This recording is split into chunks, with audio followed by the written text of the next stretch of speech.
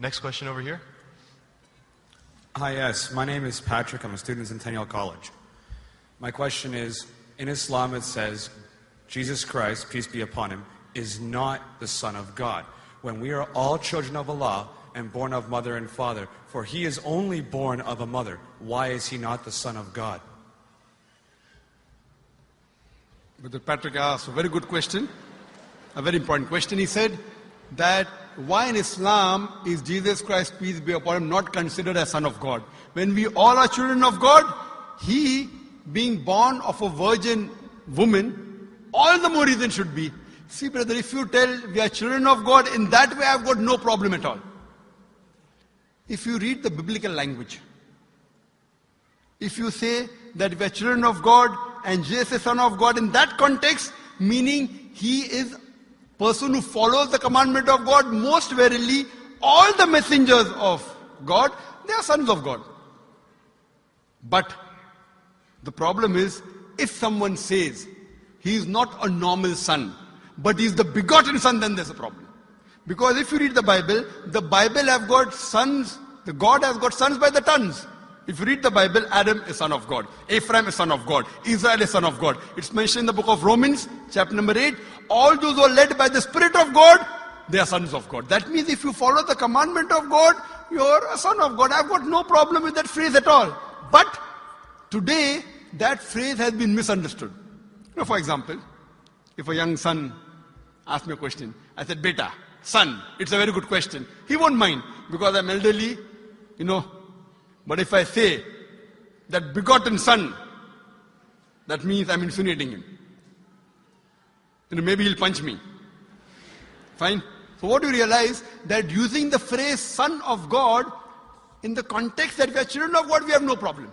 So in that context, all the human beings who follow the commandments of God can be called children of God. No problem. But what the Christian says, that no, Jesus Christ, peace, but it's not a normal son. And he quotes Gospel of John, chapter number 3, verse number 16. For God so loved the world that he gave his only begotten son. Whosoever believeth in him shall not die but have everlasting life. Correct, brother? So do you believe Jesus is the begotten son of God? I do. You believe, fine. Now this verse which I quoted, Gospel of John, chapter number 3, verse number 16, it's from King James Version. For God so loved the world that he gave his only begotten son. Whosoever believeth in him shall not die but have everlasting life. Now when you read the Revised Standard Version of the Bible, revised by Thaydu scholars, Christian scholars of the highest eminence, backed by 50 different cooperating Christian denominations, they say that this word begotten is an interpolation, it's a fabrication, it's a concoction, it's an adulteration. Who's saying? Not Muslims, not Hindus. Thaydu Christian scholars of the highest eminence in the Revised Standard Version of the Bible, they say begotten is an interpolation. It's a fabrication, it's a concoction, and they're thrown out of the Bible. So if you say Jesus is Son of God, like Adam, like Ephraim, like Israel, I have no problem. The moment you say begotten, I want to ask you the question, what is the meaning of begotten? Brother, what is the meaning of begotten? You know, begetting is an animal act. It's the function of lower animals of sex. And when you say that he was born to Mother Mary, virgin, what are you insinuating? And if you say, because Jesus Christ, peace be upon him, is God or Son of God, because he was born to Mother Mary, Quran gives the reply in Surah Imran, chapter number 3, verse number 59.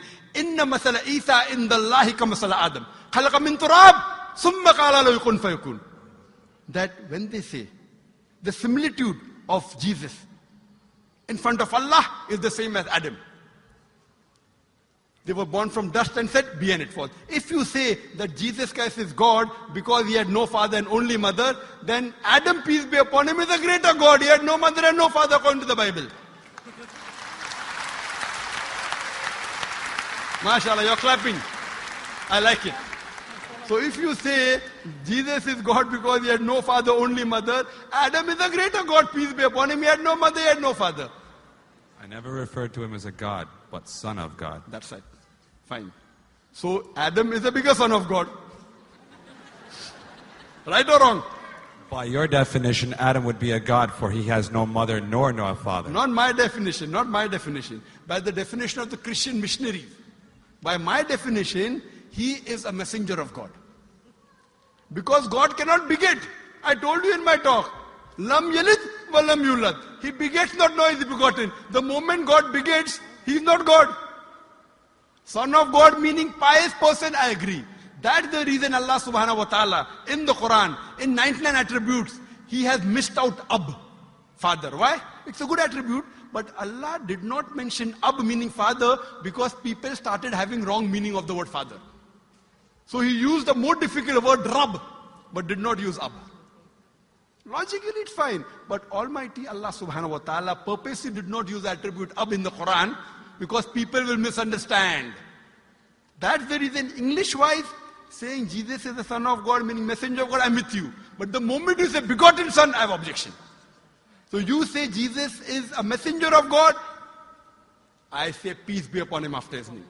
So I respect Jesus Christ, peace be upon him, more than you, Brother Patrick. Because when I take his name, I have to say peace be upon him. If I do not say that, I'm wrong. So I love Jesus Christ, peace be upon him, more than you. I follow his teaching more than you. And if you want, I can prove it to you. That's a different argument, not for tonight. Sorry? That's a different argument and not for tonight. Okay, fine. I'll give you a few things. Jesus Christ, peace be upon him. Fine? If you read the Bible, he was circumcised on the 8th day. Fine? Majority of all the Muslims are circumcised, the Christians aren't.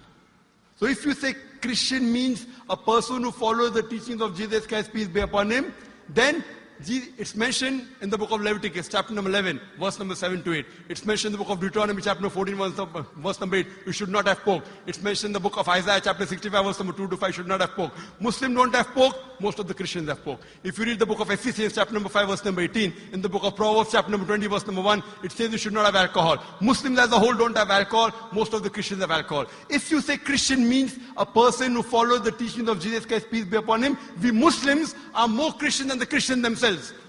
We love him. We respect him. If you say, I love Jesus Christ, peace be upon him, but don't follow his teachings, your love is false. We, therefore, mashallah, I love Jesus Christ, peace be upon him, more than most of the Christians.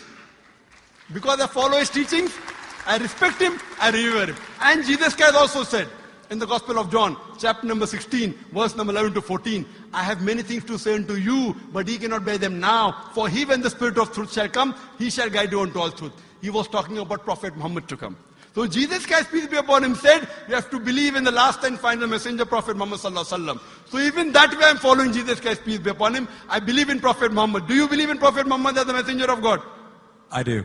MashaAllah. Now you're more closer to... Allahu Akbar. Allahu Akbar.